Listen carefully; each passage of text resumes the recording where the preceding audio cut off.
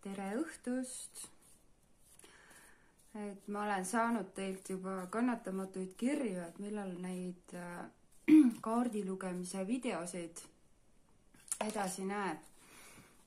Ma vahepeal kolisin Muhusse oma koju tagasi, ma olin talvel Muhu saarelt ära 4 kuud.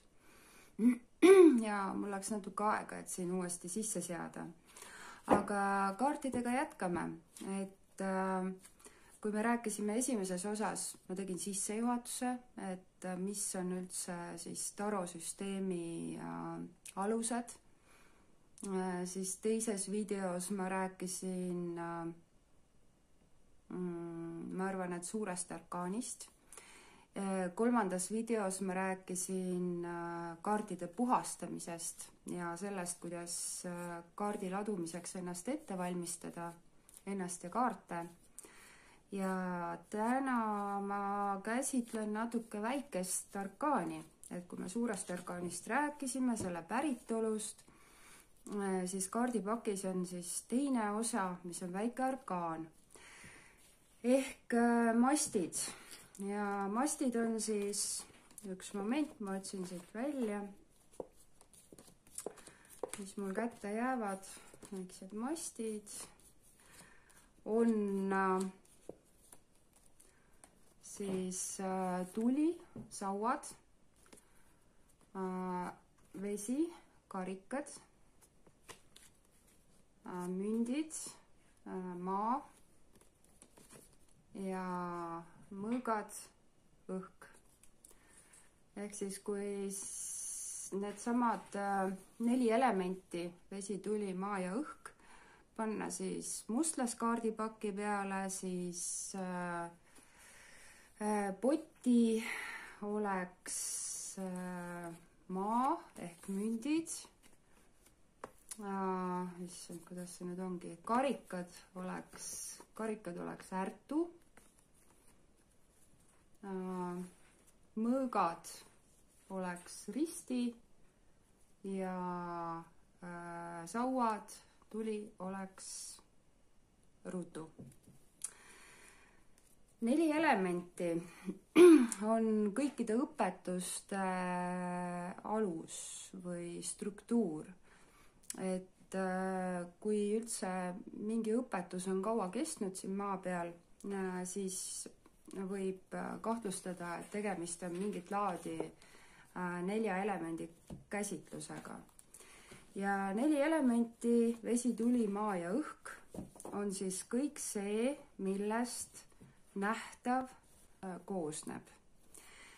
Kaasa arvatud meie ise, ehk siis terve keha või terve inimene on siis kehas 4 elemendi balanss.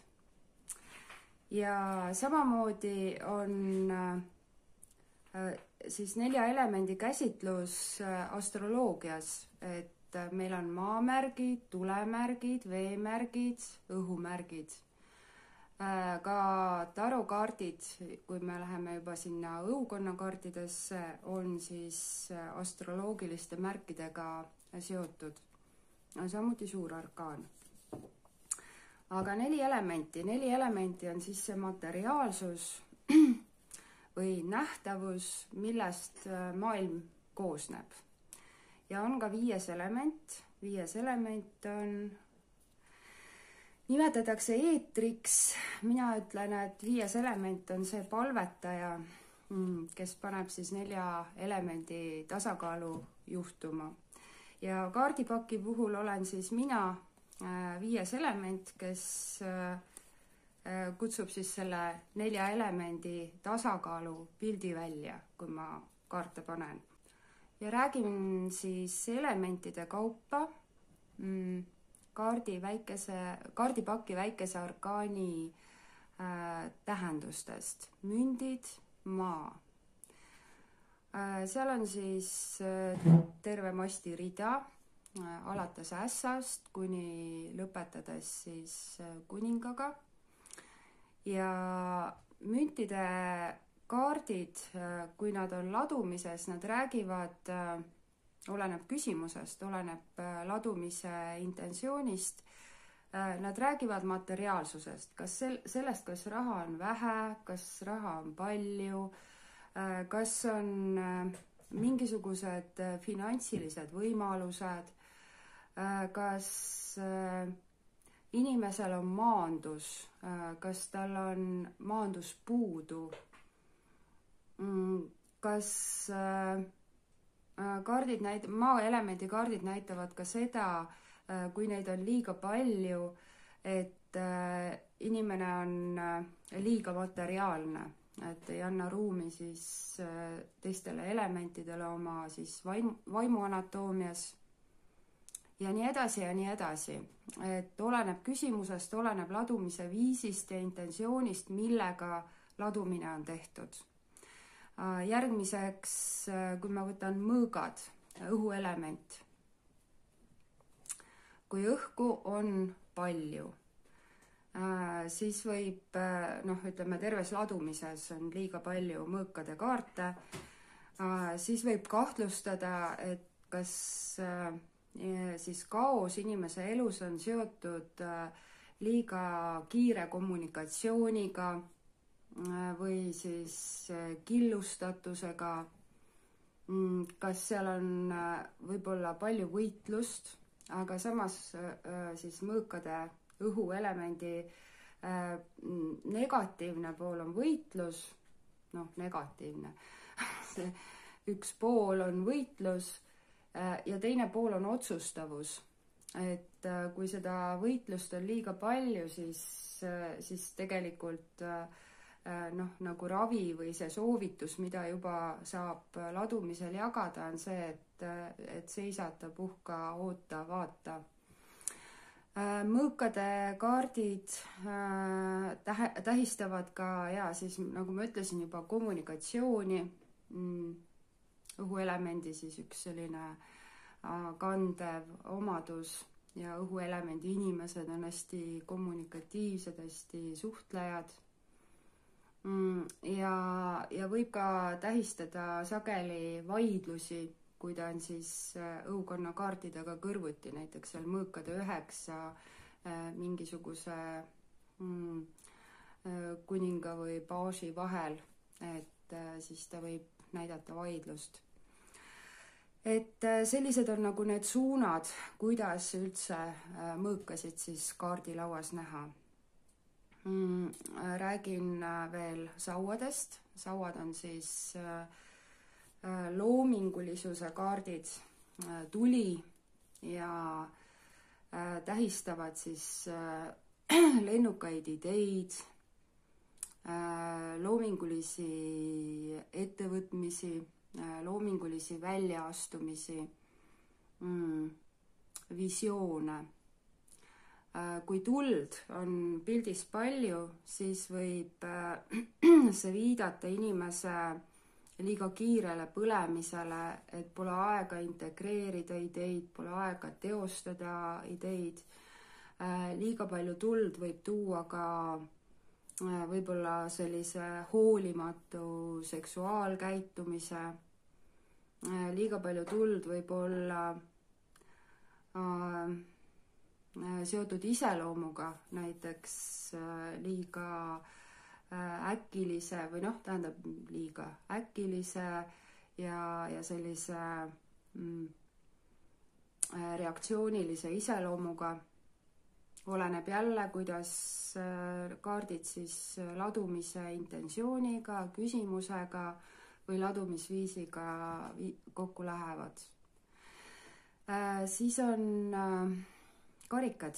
Karikad on ärtu, vesi ja tähistavad siis, veeelemendi kaart tähistab armastust. Karikate äss on selline, ütleme, suure arkaani armastajate järgmine kaart, mis tähistab või toob esile armastust, tõelist armastust. Karikate kaardid on alati sellised pigem positiivse sõnumiga või leevendava, olukordi leevendava sõnumiga. kui kaardi ladumises on liiga palju karikaid, siis võib arvata olenevalt ladumisviisist, küsimusest või intentsioonist, millega on laotud, kas liigseid emotsioone tähendada või pisaraid või vahel ka liigne vesi, kus on nagu pildis, kus on tuld vähe, võib ka olla selline illusioonides heljumine, võib olla